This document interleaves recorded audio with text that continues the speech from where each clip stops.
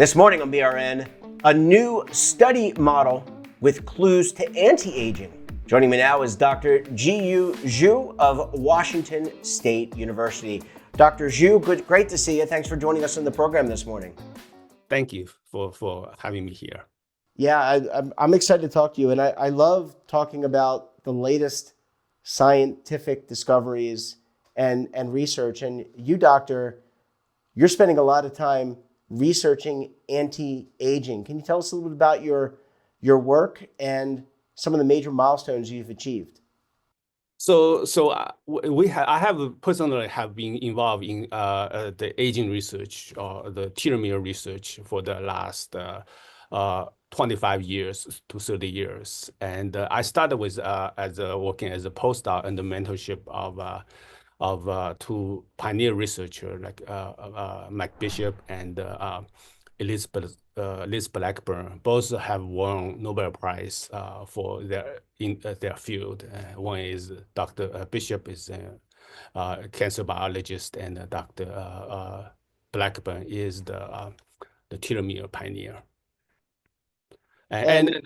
So over the last 20 years, we have been trying to understand how the telomere functions, how the enzyme that leads to synthesis of telomere, how it's controlled in our body.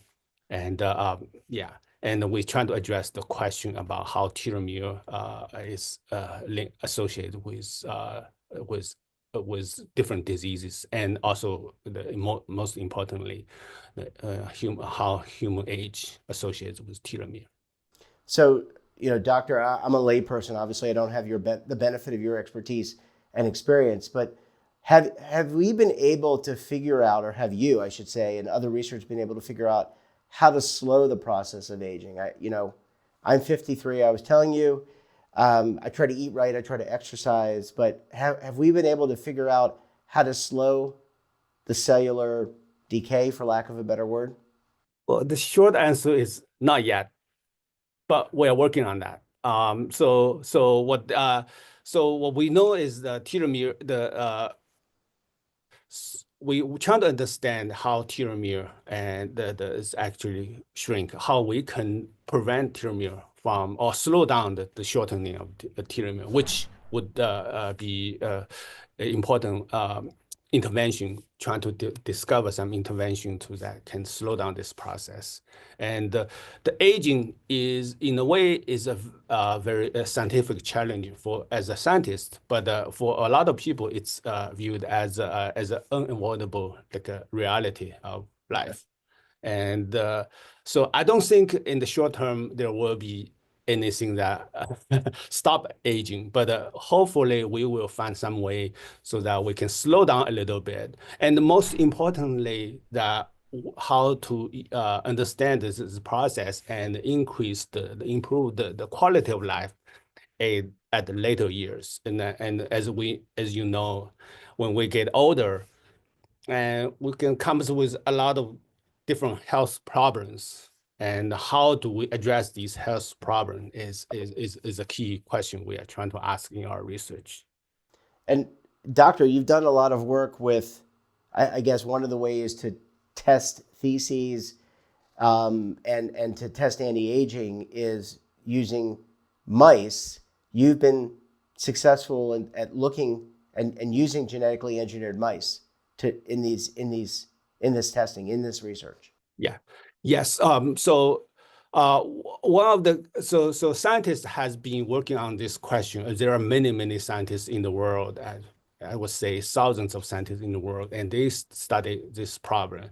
And in most cases, people have been utilized cultured cells, like in petri dish, and trying to understand how telomere shortens or telomere attrition occur in a petri dish. And this is the problem is that the telomere mechanism itself is not evolutionarily conserved. So, for example, many mammals have a much longer telomere. We humans are born with about like 10 to 15,000 base pair of telomere sequence. But animals, like for example, mice have 10 times as much of those sequences as we do. And so basically, those animals do not really care about the telomere shortening. They have plenty of this telomere. So the telomere shortening do not affect their aging process.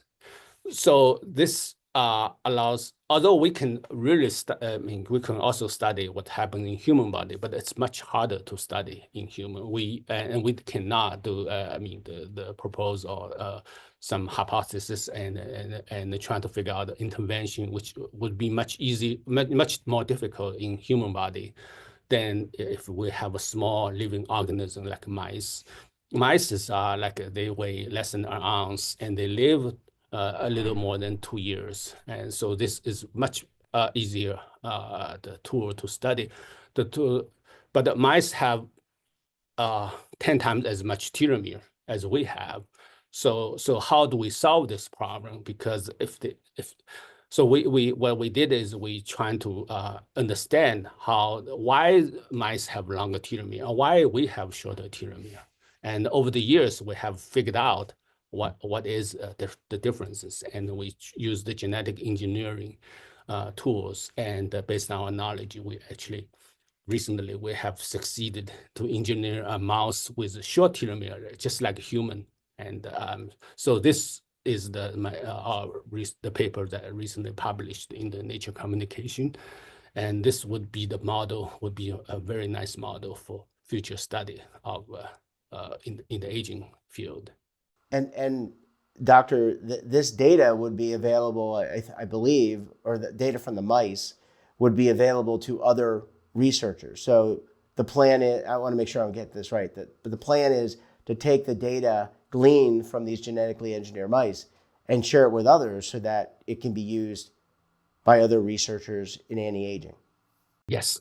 So the data itself has already been published in a journal. And we also, the WSU, Washington State University, trying to help to facilitate the distribution of these mice to the different scientists in the world, basically. So this is in progress. Yeah. So we not only will share the data, but also share the mice itself.